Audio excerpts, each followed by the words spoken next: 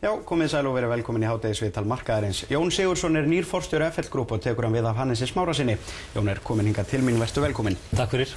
Jón, kannski ef við bara byrjum á það breytt eignarhald og nýr forstjóri, segðu okkur aðeins frá þessum breytingu sem orðið hafa á félaginu. Já, það sem við erum að gera núna kynna í dag veruleg aukning á EIFI félagsins 64 milljarða, þannig að EIFI félagsins verður 180 milljarðar eftir þessa breytingu sem að gera félagið eitt sterkasta fyrirtæki landsins. Að samanskapi eru að kaupa fasteignaarm Baugs fyrir 54 milljarða og þar innanbúðar eru sterk félög eins og Landix sem leiðandi félag á Íslandi og í Skandinavíu og síðan fasteignafélög sem hafa verið að hasla sér völd bæði í Bretlandi og Evrópu.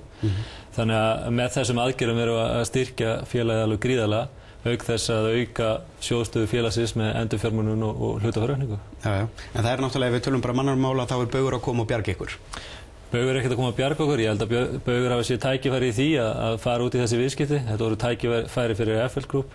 Við erum búin að vera að skoða ýmsa möguleika á undanförnu, hvernig best að haga svona félaginu í áframhaldinu og eftir mikla skoðun þá var þetta niðurstaðan að þetta verið hagkvæmast fyrir alla hlutaði félagsins. Já, það náttúrulega gengið, FL Group náttúrulega búið að vera að hrapa á undanförnu og það hefur náttúrulega gengið illa og þetta hefur gerst á mjög stuttum tíma. Hvað fór úrskeiðis? Ég held að ekki neitt farið úrskeiðis. Ég held að við höfum verið að vinna í svona frekar erfiðum markaði. Það ljóst að markaðsaðstæður undanfarna mánuði hafa verið mjög erfiðar á erlendu fjármálamörkuðum og í fjármögnun fyrirtækja og svo framvegis. Þannig að til að mynda við erum að sjá bankálöpu í Bretlandi í fyrst skipti 150 ár. Þannig að þetta er ekkit venjulegar aðstæður. Þannig að ég held í raun og veru höfum við náð að verjast ágætlega í mjög erfiðum markaði.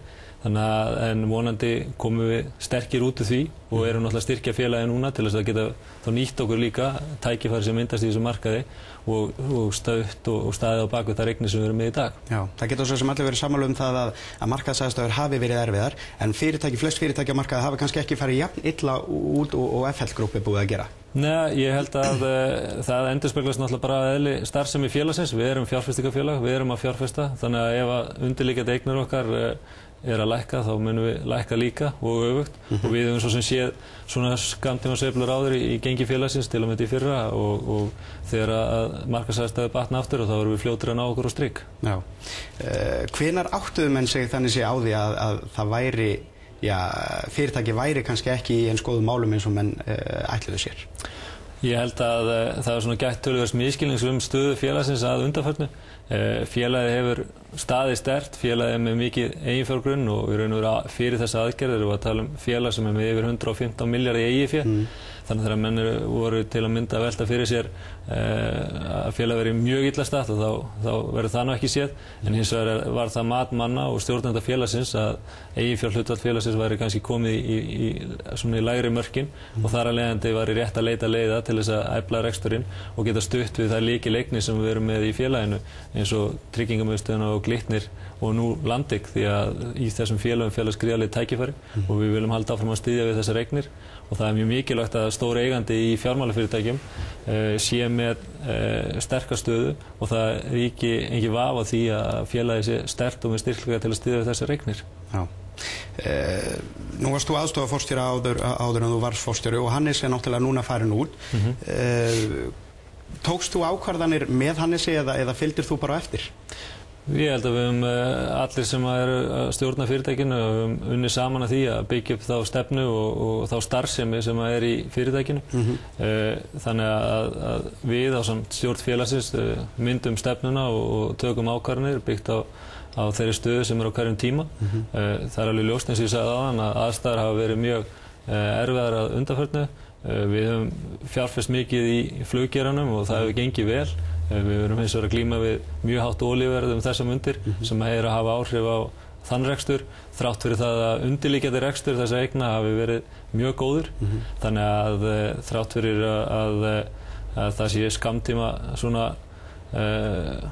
neikvæð þróun í augnablikinu þá held ég að við munum koma sterkir tilbaka. Já, það hefur náttúrulega gengið vel, það gekk mjög vel en myndir ekki segja að þið hafi kannski farið aðeins of glannalega í fjárfestingar og kannski aðeins of hratt?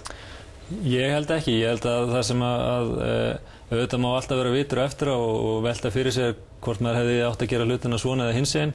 Ég held að þær ákvarðanir sem voru teknar voru réttar á þeim tíma sem það voru teknar og eftir að hyggja hefði maður kannski farið aðeins hægar yfir eða gert hlutina aðeins öðruvísi en ég held að heilt yfir að þá erum við komin með mjög sterkt félag sem eru mikið tækifæri í og sem við munum nýta í framhaldinu. Jón Ásgeir hefur reyndar sjálfur sagt að menn munu fara varlega í fjárfestingar núna og kannski hugsa betur en það sem að fyrir í fyrirtækinu heldur en að vaða áfram.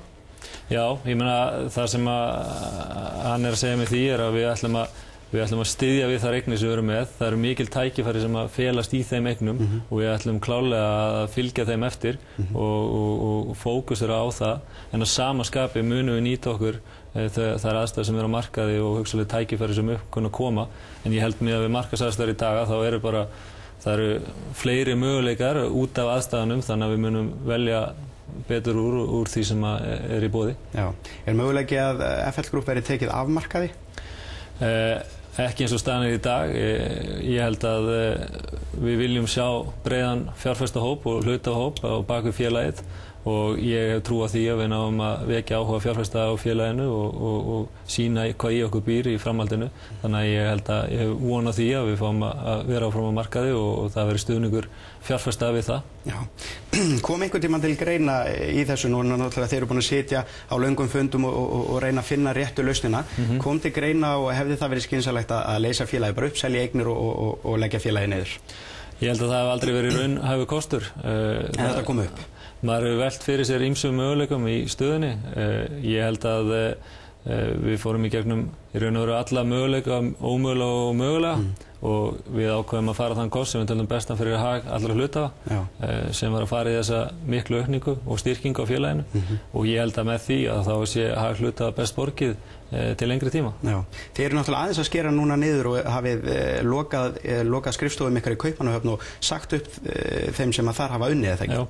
Hvers margir voru þetta? 5 starfsmenn. Já. Hvers vegna er þetta gert? Það sem við erum að gera, við höfum verið í mjög mikilli hraðri uppbyggingu og það sem við höfum svona fókuserað okkar starfsemi á 3 meginsvið og við höfum einbeitt okkur á uppbyggingu svokallað private equity sviðs í London og þar sem að Danmerkurskrifstofan var að vinna í raun og veru fyrst og fremst í þeim verkefnum að þá töldum við rétt að loka þeirri skrifstofu og fókusera á London enda það fjármálamiðstöð Evrópu og miklu heppilegra fyrir okkur að byggja upp starfsemina á einum stað til að byrja með. Já, rekstrakostnaður félagsins hefur verið gífurlegur og mörgum hefur blöskrað hvað hefur verið eytt miklum pening bara í það sem einhver myndi segja rugl. Hvað myndur þú segja um þessu?